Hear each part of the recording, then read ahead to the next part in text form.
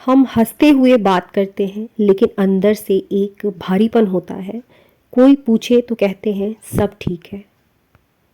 कभी कभी हम ऐसा महसूस करने लगते हैं कि हम सबको समझते हैं पर हमें कोई नहीं समझता। दिन भर सब कुछ ठीक चलता है लेकिन मन के अंदर एक खालीपन सा रहता है। हमें खुद ही नहीं पता होता कि कमी किस चीज़ में है। सुनने में ये बहुत छोटी सी बात है लेकिन कहीं ना कहीं इन बातों से हम खुद को रिलेट कर पाते हैं। आखिर क्या कारण है नहीं चाहते हुए भी हमारी खुशियां दिन प्रतिदिन पीछे क्यों छूटती जा रही हैं? खुश न रह पाने की सबसे पहली वजह, और आई थिंक हम सभी इस वजह से खुद को रिलेट कर पाएंगी, वो है खुद को प्रायोरिटी ना देना। आप सबके लिए जीती हैं, सास ससुर ससुराल बच्चे पति, आप सब कुछ निभाती हैं पर अपने लिए कभी नहीं जीती। जब कोई इंसान खुद को पीछे रख देता है तो उसकी खुशी भी पीछे छूट जाती है। खुद को पीछे रख देने का मतलब है हर बार खुद को इग्नोर करते चले जाना। जब कोई इंसान अपने मन की बात को सुनना बंद कर देता है, अपनी इच्छाओं को हर छोटी छोटी चीज़ों में मारना शुरू कर देता है, धीरे धीरे उसकी खुशियाँ खत्म होने लगती है।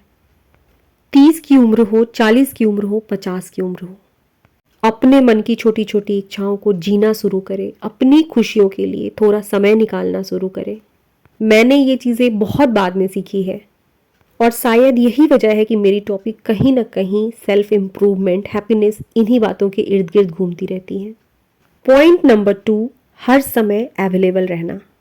हर किसी के लिए हर वक्त अवेलेबल रहना, किसी को कभी भी किसी चीज़ के लिए मना नहीं करना।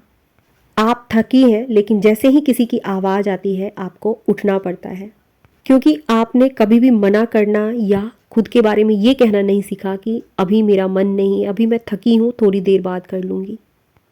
आप थकी हो फिर भी काम करती चली जा रही हो तो ये थकान नहीं, इमोशनल एग्जॉशन है। ये चीज़ें धीरे धीरे मन की खुशियाँ ख़त्म कर देती हैं। पॉइंट नंबर 3, एप्रिसिएशन की कमी। हमारे ब्रेन की बनावट ही ऐसी है कि इस संसार में हर किसी को अपने काम के बदले एप्रिसिएशन की ज़रूरत होती है। एक औरत को शायद ही उसके काम के बदले में एप्रिसिएशन मिलता हो। घर के सारे काम समय पर कंप्लीट होते हैं, सब कुछ सही सही चलता है, लेकिन जब हमारे कानों को एक शब्द सुनने को नहीं मिलता है कि हाँ तुम सच में कर रही हो, तब एक उदासी सी हमारे अंदर आने लगती है। हमने देखा है कि एक छोटे बच्चे को भी जब वो चलना शुरू करता है, खाना शुरू करता है, पहला अक्षर लिखना शुरू करता है, उसे एप्रिसिएशन की ज़रूरत होती है। और जब हम अपने बच्चे को शाबाशी देते हैं तो वो और प्यार के साथ में, मेहनत के साथ में उस काम को ख़त्म करने की कोशिश करने लगता है। एक इंसान को आगे बढ़ने के लिए हमेशा एप्रिसिएशन की ज़रूरत होती है। पर बात जब औरतों की हो तो कई घर ऐसे हैं जहां उनके काम के बदले में उन्हें एप्रिसिएट नहीं किया जाता है। हम किसी से ज़बरदस्ती कर भी नहीं सकते कि आओ मेरी तारीफ़ करो, मुझे एप्रिसिएट करो। इसका सिंपल सा उपाय है कि कोई आपकी तारीफ़ करे या ना करे, आप खुद को एप्रिसिएट करना शुरू करें। खुद के बारे में 2-4 अच्छी बातें बोलना शुरू करें। हर किसी के सामने नहीं पर कम से कम अपने सामने। आज साइंस ने भी इसे प्रूव किया है कि ये जो सेल्फ टॉक है हमारे इनर पावर को बढ़ाती है, हमारे मन को बहुत ही शक्तिशाली बना देती है। नंबर 4, खुद को कंपेयर करना। वो देखो कितनी स्मार्ट है, सारे काम को समय पर ख़त्म करती है, कितने अच्छे तरीके से अपने घर को मैनेज करके रखती है। कंपैरिजन दुख का सबसे बड़ा कारण होता है, मेंटली हमें डिस्ट्रॉय कर देता है। बिल्कुल सीधी सी बात है कि हर इंसान की लाइफ एक जैसी नहीं होती है और ना उनकी बॉडी की कैपेसिटी एक जैसी होती है। खुद का कंपेयर किसी से करना बंद कर दें। जब तक हम खुद को कंपेयर करते रहते हैं ये हमारे दुख का एक बहुत बड़ा कारण होता है। किसी से कंपेयर करना हमें लो फील कराता है, अपनी ही नज़रों में अपने आप के बारे में हम बुरा फील करने लगते हैं। बिल्कुल साफ और सीधे लफ्ज़ों में कंपैरिजन हमारी खुशी को चुरा लेता है।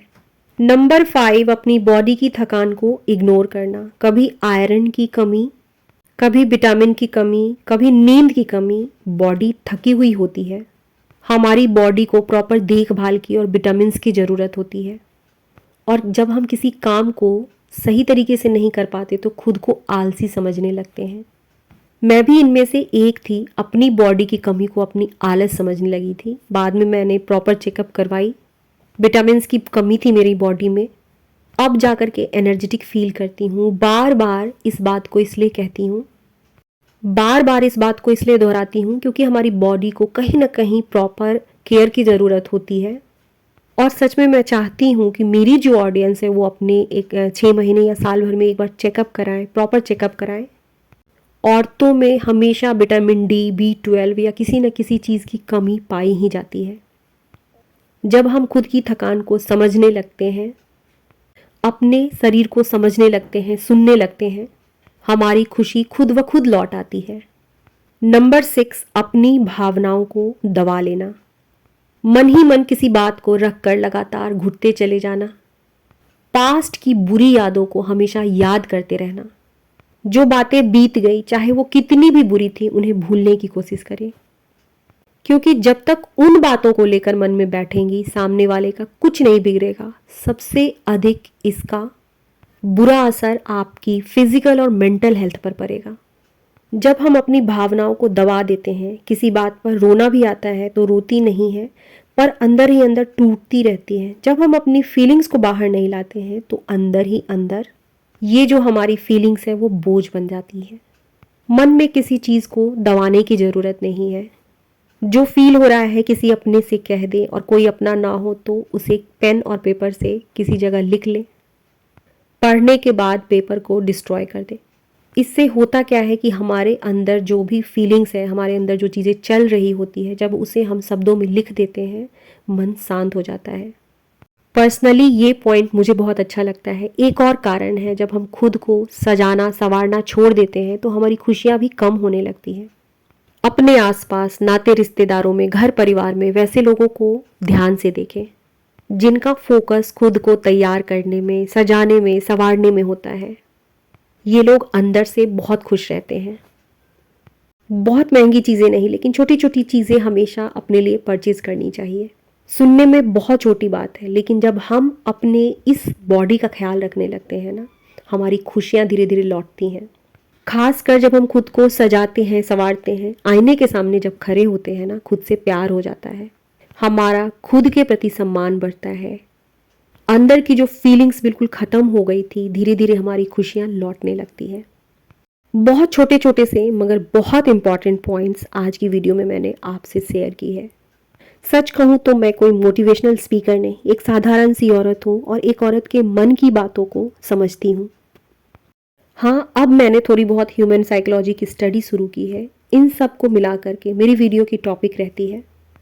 आपको मेरी वीडियो अच्छी लगती हो तो इसे लाइक कर दीजिएगा। मुझे सपोर्ट करना चाहते हैं तो मेरी वीडियो को हाइप दीजिए, इसे सब्सक्राइब कीजिए।